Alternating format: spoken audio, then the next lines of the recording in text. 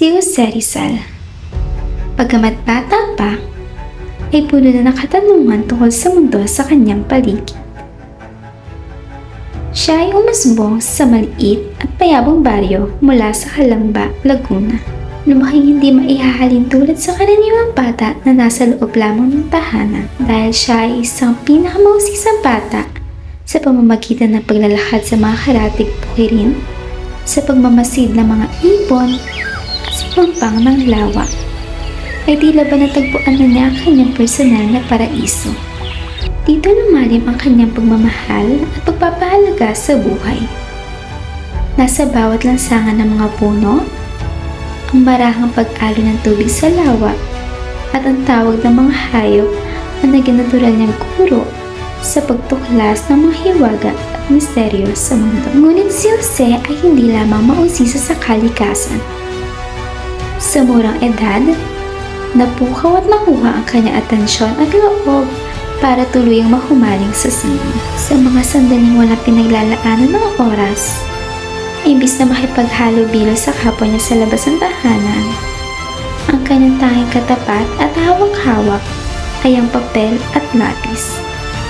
Gumuguhit ng mga larawan ng mga imahe na may inspirasyon mula sa tanawin, sa paligid, o kaya naman sa mga taong kanyang pinakamamahal. Maraming araw at oras ang naikugal ni Rizal para tumuklas ng iba't ibang bagay sa kanyang kapaligiran. Ngunit di niya namalayan na sa isang pikit lang ng mga matay, marami pwedeng magbago.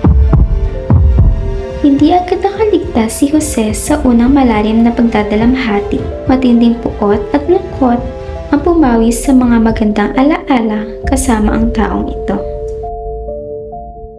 Isang di inaasahan at importanteng pangyayari sa kanyang buhay ang sumalubong kay Jose.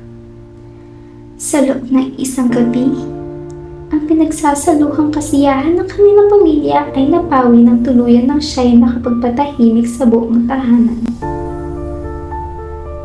Wala nang may sampit na salita ang isang batang Rizal, kundi ay ang mga hikbi na lamang ang tanging maririnig. Ang isang punong-puno ng buhay na bastid ay nagbago nang siya ay makatanggap ng masakit na balita na sumakabilang buhay na ang kanyang nakababatang kapatid na si Concha. Maraming mga sumagi sa kanyang isip. Paano ako makakabalik sa dati kong masayang sarili? Sa mga panahong nagdadalamhati at magmok si Pepe, sa pagkamatay ng kanyang nakababatang kapatid, malayo man ang kanyang tatay dahil sa trabaho, ay natutunghayan sa pamamagitan sa pagpapadala ng mga liham upang maipakita ang kanyang pagbibigay gabay, simpatsya, at magbigay ng pag-asa sa mga parating na kabanata sa buhay ni Pepe.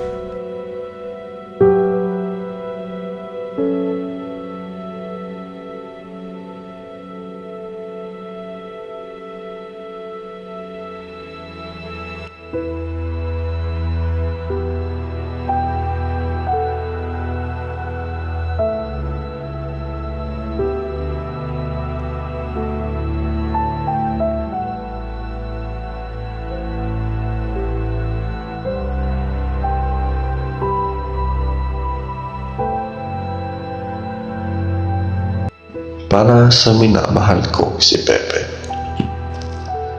Anak, bilang ama, ang tanging tinataga ko lamang sa aking utak at damdamin ay talagang hindi patas ang buhay. Pero di porke nawalan ka ng tao sa buhay ay pipigil na ito sa iyo. Sapagkat gawin mo itong kuhanan ng lakas para sa ikararangal ng kapatid mo sa itaas kasama ang Diyos.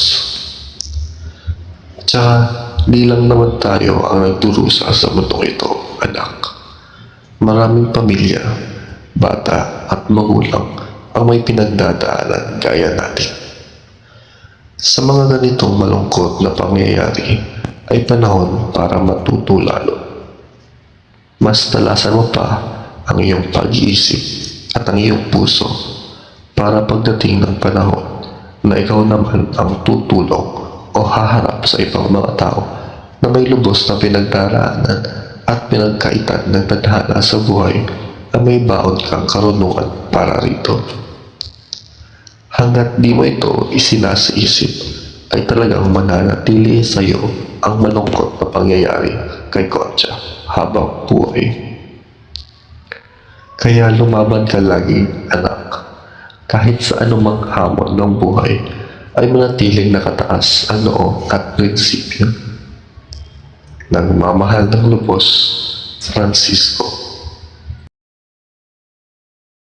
Pagkatapos ang malalim at matinim na yugto sa buhay mula sa pagkasapit ng pagkawala ng isa sa pinakamamahal sa buhay ni Rizal, sa murang edad, natutunan niyang mahalin ang ating sariling wika, ang wikang Tagalog. Sapagkat mas naihahayag niya ng maayos at malikhain na paraan ang kanyang sarili at damdamin, ginawa niya itong pangpakalma sa kanyang sarili. Salamat sa kanyang mapagmatsyag na ina na si Teodora. Isang guro na mas tinuruan siya kung paano mas mahalin ang wika at isiwalat ito ng mas malalim. Sa bawat usapin na kasama ang minamahal na ina, ay parating na ipapaalala sa kanya na isaalang-alang ang kanyang mga aral at karunungan sa pagmamahal ng sariling bansa sa pamamagitan ng pagtangkilik sa wika.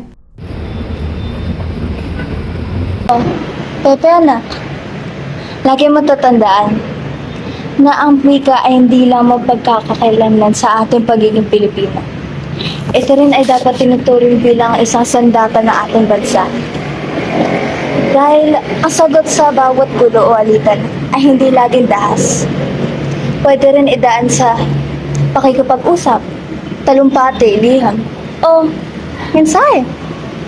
Basta nanggagaling sa iyong puso, anak, na puno ng pagmamahal at kapayapaan. Inay, hindi mapapawi ang mga bilin at pag-aaral na iniwan sa akin. Maibaliktad man ng Diyos ang mundo't patawat hanggang sa aking huling hininga. Mananatili itong parte ng aking pagkatao at prinsipyo.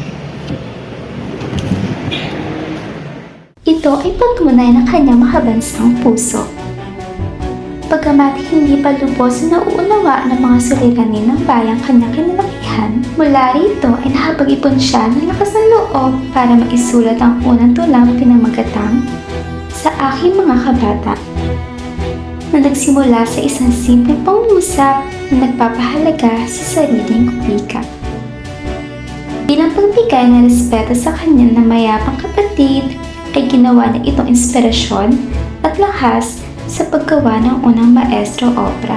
Mula sa mga mabibigat na pangyayari na ito ay naihanda si Rizal para sa mga parating na malulupit na hamon ng buhay na kinakailangan manatili siyang matatag, matapang, at handang magtiis para sa ikabubuti ng lahat at ng kanyang sarili. Pagkatapos ng malungkot ng kabanata ng buhay ni Rizal at ang pagkatanggap ng mga salitang nagbabago sa kanyang pananaw, ang buhay niya ay unti-unting bumangon. Sapagkat ang kanyang pagdadalamhati ay ginawa ng lakas na siyang naging susi sa kanyang pagkatao at tagumpay sa buhay. Kaya sa bawat araw na lumilipas, si Jose ay mas lalong hinubog ng kanyang mga karanasan, na habang palaki ng palaki ang sakop ng kanyang mundo, ay mas nagiging handa siyang pasan at napasan ang mga hamon ng buhay.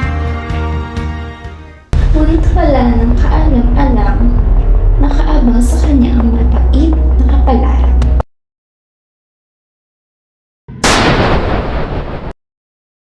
At dito pa lamang nagsisimula ang takbo ng buhay ng isang Dr. Jose Rizal.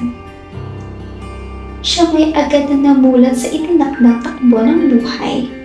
Nagsimula sa isang batang puno ng pangarap. Ang puot na pumuno sa kanyang dibdib ay kanyang ginawang inspirasyon para maging pag-asa ng bayan at maging ehemplo sa gitna ng unos at matinding hamon ng buhay. Siya ay nagpapaalala na lagi lalaban ang lahing Pilipino.